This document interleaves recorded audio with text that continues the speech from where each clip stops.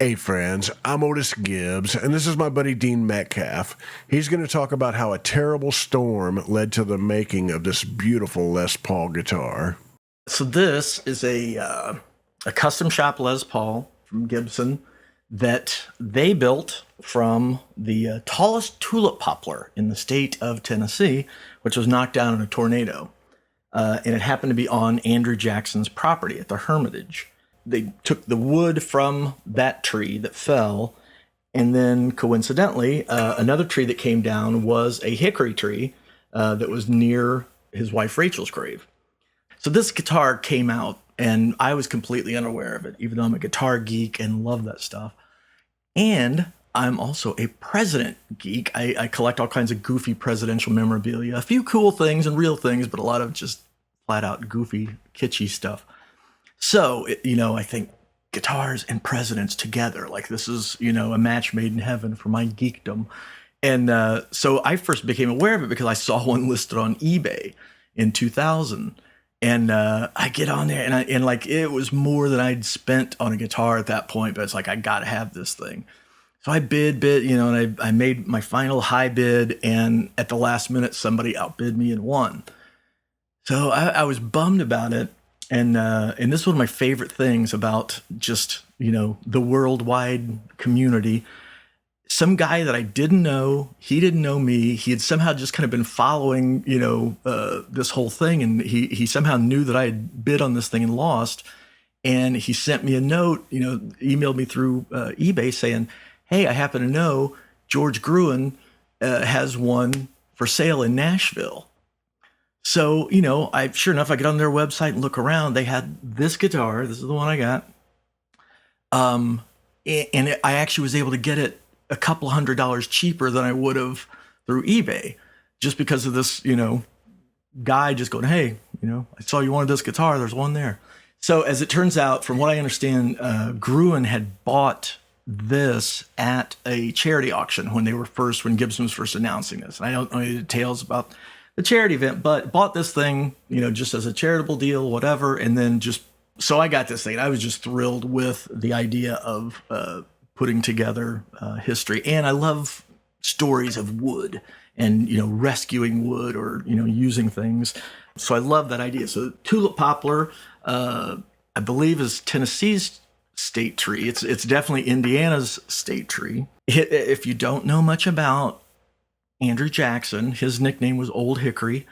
It's got the $20 bill portrait on the headstock, and obviously Old Hickory inlaid on the hickory fingerboard, and then the cool Hermitage logo and all that. And the pickups are even, I don't know what all Gibson uses these for, but it's imprinted with their Gibson custom art and historic logo, which is part of the custom shop, I believe. So they put this thing together, and what they decided, and I've read a couple of different accounts. A couple of the things said they were going to build 200 guitars. At one point, I thought they said maybe as many as 250. But from what I've gathered, it's still kind of murky, but everyone seems to think they didn't even quite get to 200, that they didn't. And I don't know if it's just because they realized demand was lower than they thought, or they ran out of wood, or what the story was. But I still am not sure how many they made. This one is number 140. OH140 is the serial number. Got this thing really thinking, as a guitar, this might sound like crap. I have no idea what a tulip poplar guitar is going to sound like, and really didn't care. As it turns out, it's actually a pretty cool Les Paul. I really haven't played it out much, but I've used it for a couple of things, and it plays well, and it's got that big chunky Les Paul sound that you want. You know what wood is like. Wood is each chunk is unique and all that. So this one, there's just like a little bit of coloring there. But I've seen other ones. If you look online, you can see a bunch of different examples. And some of them are just, really marked up with crazy cool figuring and all that. And other ones are just about, plain where you don't even really see it. But yeah, this guy's, it's got a few little purdy spots here and there. But for the most part, it's just good, solid wood. sometimes stuff looks like an imperfection, where it's like, oh man, this thing isn't all pristine and perfect. There's this wiggly part here in the wood grain or whatever. But like that's what makes guitars, and that's what makes them all unique. That if you had to pick it out. And the other kind of cool connection, I still have never been clear how much he played guitar or if he actually played guitar, but there is, and I don't think that it's an original that he owned or anything, but there's a period acoustic guitar at the Hermitage that, kind of represents Andrew Jackson, I guess, played. So for me as a history dork and a guitar dork, I just love the idea that it's all kind of tied in and connected and came together. They got to take this historic tree, like 275 feet or something, this huge tree. It was the tallest in the state, gets knocked down, and they took it and did something with it to make it, live on forever instead of just, getting turned into mulch or whatever.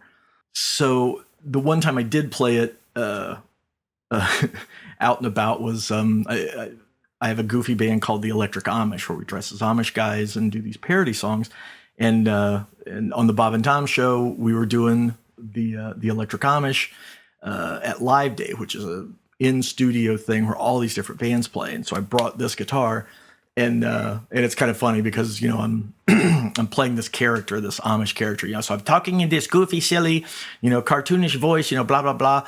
And all of a sudden, Tom or somebody asks, that's a really nice guitar, Graber. What is that? And like for a second, I'm starting to talk as oh, yeah, this is the old Hickory Les Paul. It's actually really cool. So I just immediately start turning into myself as a geek going, they took the largest tulip poplar and da-da-da-da. Those guys that know me, I'm sure they got a kick out of the fact it's like, oh my gosh, he actually got to combine guitars and presidents. This is as good as it gets. But yeah, it's a beautiful instrument, and I love what they did. And over the last several years, Andrew Jackson has become a little bit of a controversial subject, but I was like, say, first of all, I didn't buy it because of him specifically. It was the president connection. But the other thing I'll say is my collection is all about the presidents, just all of them as a group. So I don't get into the politics and, judge left, right, center, whatever. To me, it's all about just the office itself and what it all represents. I love Gibson's. It's a great sounding guitar and sounds way better than what I expected or would have thought. And it's just, and I would plug it in and play it real loud, but actually we're upstairs at our house, and my wife is downstairs working, and she's working from home, and she's on a Zoom meeting. So I promised her that I would not interrupt a Zoom meeting with some kind of big guitar solo, which is really great for you guys because I'm a really bad guitar player. So. If you'd like to hear more stories about cool old guitars, click this playlist and I'll see you somewhere down the road. Much love to you.